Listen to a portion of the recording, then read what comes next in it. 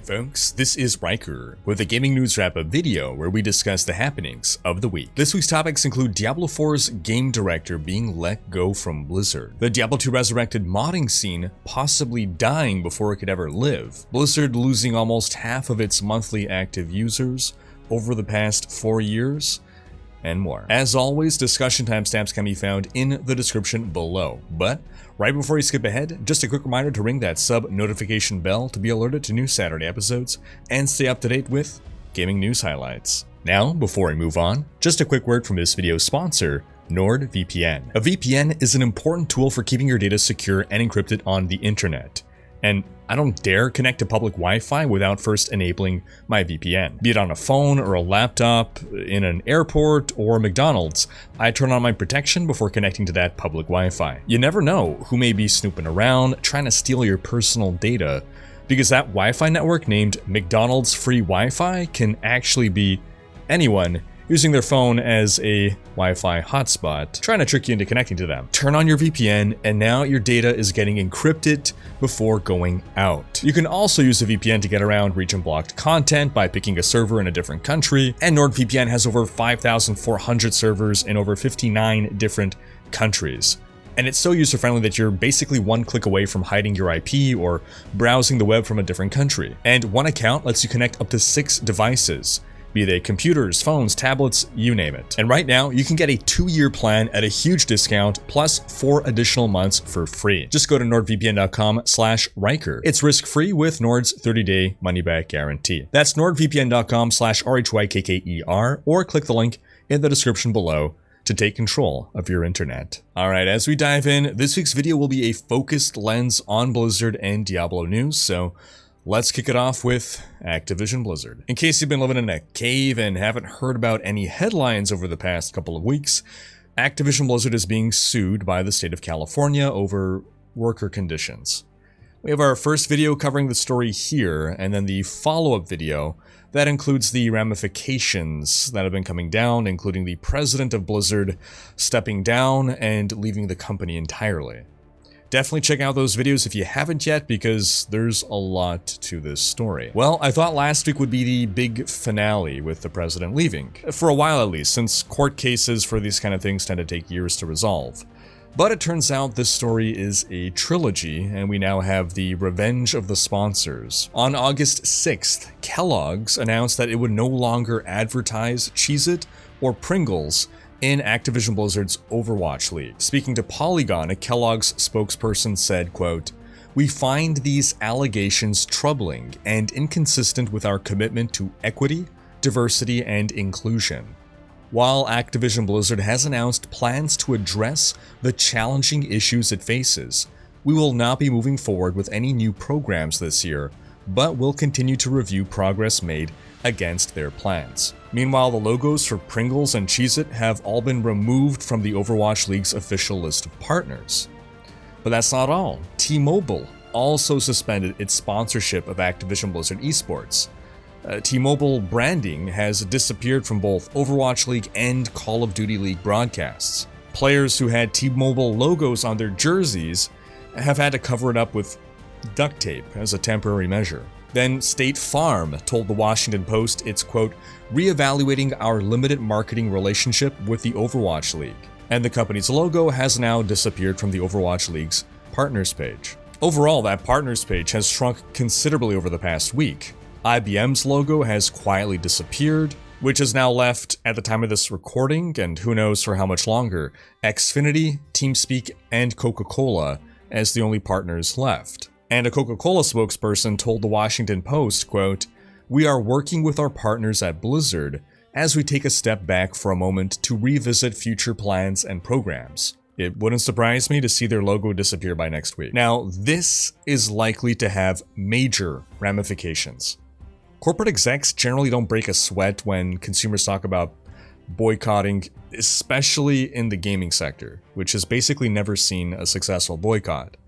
However, when giant companies with tons of money start withdrawing their financial support, yeah, they start sweating. And these companies aren't withdrawing out of moral virtue, of course. They just don't want to be affiliated with the ongoing scandal. Now, Blizzard's esports venture has been a giant money pit for years. They were trying to build up esports into a mainstream phenomenon in North America, and to do that, they had to invest a ton of money at a loss. Now, you can argue that it was part of the marketing and advertising budget, because that's the biggest benefit that Blizzard received from esports was the advertising aspect of it. But really, they were trying to build something for all gamers, really. They were trying to make esports in North America a mainstream thing. But a couple years ago, when Activision came in and forced Blizzard to tighten its belt and reduce spending, esports took a major hit. Now, losing all these big sponsors, this could effectively kill off Blizzard's esports altogether. I mean, everything that they've been building up in the past few years. We might see a return more to the kind of esports we saw 10, 15 years ago. Just smaller, more grassroots, no big giant bombast in stadiums. Because right now, I can guarantee you that people are scrambling to either convince these sponsors to hold on, to weather this storm with them, or they're just looking for new sponsors as soon as possible. Because without sponsors, I expect to see within a year major cuts to Blizzard's esports. And at the Activision Blizzard Q2 investors meeting last week, the company told its investors that their stock could be negatively impacted by the scandal. It could be. Quote, "The complaint was recently filed, and we are taking actions to address the concerns of employees and other key stakeholders and the adverse consequences to our business. If we experience prolonged periods of adverse publicity, significantly reduced productivity, or other negative consequences relating to this matter, our business likely would be adversely impacted. We are carefully monitoring all aspects of our business for any such impacts." And this scandal is basically kicking Blizzard wallets down. As reported at the meeting, Blizzard's monthly active users currently sits at 26 million. It's a nice number, but it's almost a 50% reduction over the past 4 years. In 2017, Blizzard reached a peak of 46 million, after sitting at around 26 million before the launch of Overwatch in 2016. So we've now regressed 5 years. We've undone the growth of that period. Now, in fairness, a good chunk of that is the rise and fall of Overwatch, which was a huge hit for Blizzard, but has basically been in maintenance mode for some time now as they're pushing to release Overwatch 2. But it also speaks to the fact that Blizzard has not released a new game in years. In 2010, Blizzard released StarCraft 2. 2 years later, they released Diablo 3. 2 years later, they released Hearthstone. 1 year later, they released Heroes of the Storm. A year after that, they released Overwatch. That was 2016. Since then, Blizzard has only released expansions and remasters. It'll be 2022, 6 years since Overwatch, when Blizzard will release a new full game, and that'll be Diablo Immortal. So it's only normal that Blizzard's monthly active users would have dropped over the past few years, but they've just let it happen. Now, you can argue that from 2004 to 2010, a period of 6 years, Blizzard only released World of Warcraft and WoW expansions. They didn't release any other games, and things went swimmingly for them then. Yeah, true. But those expansions and WoW were growing Blizzard's monthly active users year over year over year. WoW numbers were going up and up and up as Blizzard continued to support the game, all the way to around 2010, give or take a year or two, where we reached a plateau. But at that point, Blizzard started releasing games again. So that strategy of mostly focusing on WoW was working for Blizzard then. Despite not releasing any new games, Blizzard continued to thrive. And that strategy worked for them exactly as long as it needed to. But this same strategy is not working anymore. While revenue isn't seeing the same catastrophic numbers, because Blizzard has learned to better monetize its existing customers, fewer people are playing Blizzard games because Blizzard isn't releasing new games, and because its support for some of its existing games has not been sufficient for growth or even retention. Now, we are likely on the cusp of a new wave of game releases. Within the next few years, we'll see the release of Diablo Immortal, Diablo 4, Overwatch 2, possibly a WoW mobile game, and maybe some surprises as well, because we know the incubation efforts within Blizzard have been hard at work. But it just feels like a whole lot of momentum was wasted They had a captive audience of 46 million back in 2017, and they've just let it bleed away for years. And speaking of Overwatch 2, it sounds like that's unlikely to even be releasing in 2022 either. Now, this is according to Metro, the same fellow who first leaked Overwatch 2. Quote, "I've heard from multiple people close to my original source with Overwatch 2 that the development is taking longer than expected. From what I can gather, a release in 2022 does not seem likely anymore. I hope this is false, and I'm proven wrong." Now, the bad news doesn't end there. This week also saw 3 figures quietly removed from Blizzard Entertainment. Jonathan LaCraft, a designer for World of Warcraft, Jesse McCree, lead game designer for Diablo 4, and yes, the namesake of Overwatch is McCree, and Luis Barriga, game director of Diablo 4. Kotaku first broke the story after its sources alleged the departures, and an Activision Blizzard spokesperson later confirmed this via email.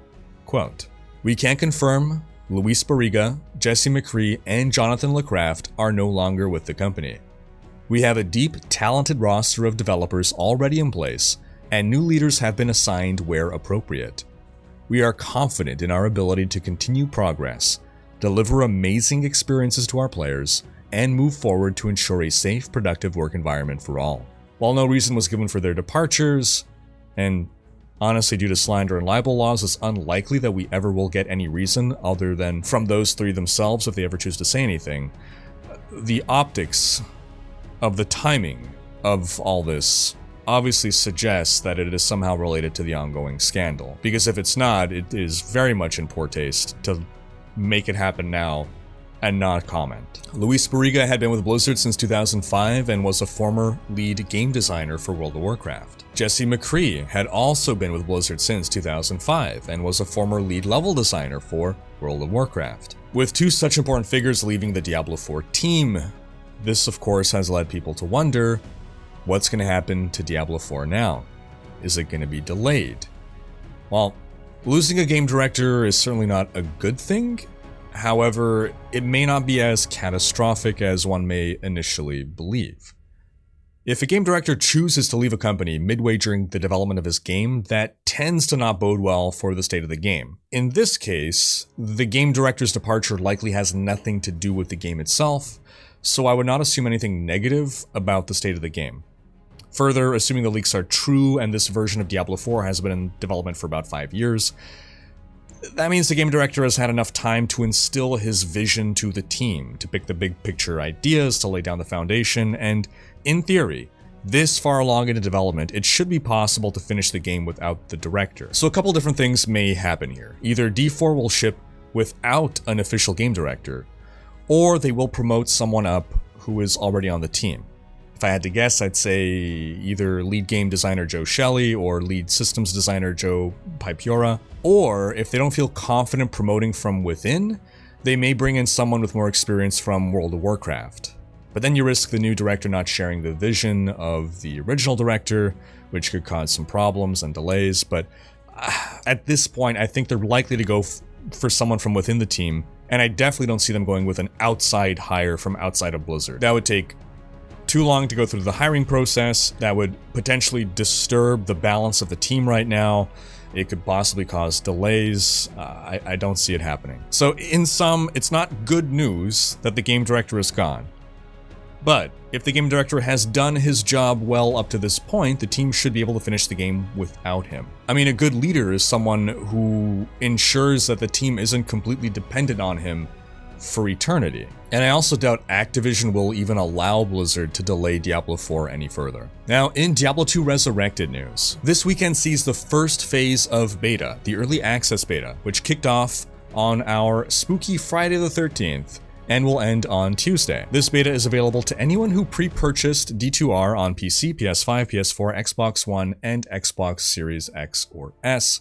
And I really freaking hate talking about Xbox Series X or S. Please get a shorter name, goodness. Then next weekend, we will see open beta available to everyone. That beta will run from August 20th to the 23rd. Character progress from one beta will carry over to the next, but progress will not carry over to the game's launch on September 23rd, where everyone will start fresh. 5 of the 7 classes will be available for both betas. Basically all the classes but the Assassin and Necromancer. Acts 1 and 2 will also be playable. No other acts other than that. And multiplayer is fully implemented into the beta, up to 8 players complete with PvP. We also got to see the remade Act 1 and Act 2 cinematics, which left me completely speechless. They're glorious. I didn't expect to get hit with so many nostalgic emotions. Blizzard uploaded these to the Diablo YouTube channel if you want to see them out of game. Now, along with the beta announcement, we got some clarification on a few things players have been wondering about. First off, the Diablo 3 transmog you get for pre-purchasing D2R has now unlocked. Further, while you can't do this during beta, for launch you will be able to import your single-player characters from D2 into single-player offline characters for D2R. We also got clarity that D2R is a digital-only product, so no collector's edition special boxes for this one, unfortunately. We also learned that D2R will be dropping TCP IP support. As per the FAQ, quote, TCP IP support will not be available in the upcoming beta or the final game. After careful deliberation, we will no longer be supporting this option as we identified potential security risks and are committed to safeguarding the player experience. Previously, Diablo franchise executive producer Rod Ferguson had stated about D2R, quote, you can still connect locally through TCP IP if you want to.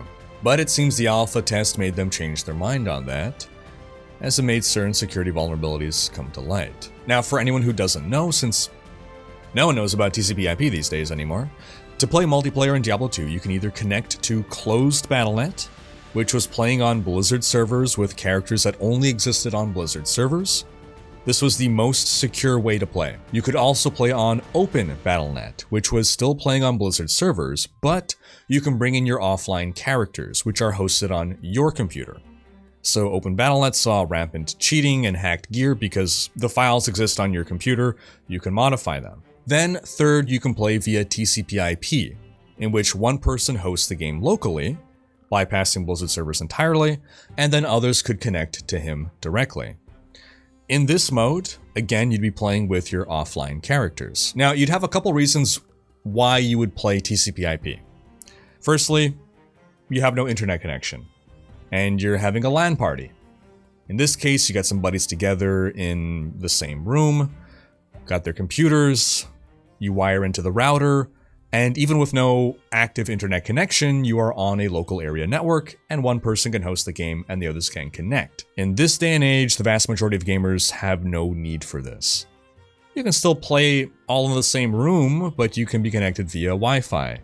Or at worst, if you're really somewhere with no internet, you take your phone, turn on a Wi-Fi hotspot, bam, create instant internet that everyone can connect to. Now, I should point out that I've recently learned that we have servicemen and women deployed abroad who tend to require TCP IP because they simply aren't in a position to otherwise have internet.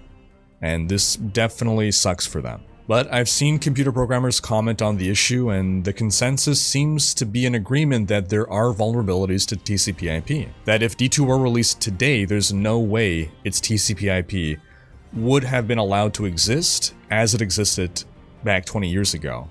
And it would take a ton of development effort to fix the vulnerability issues. Now that takes us to another usage case of TCP IP.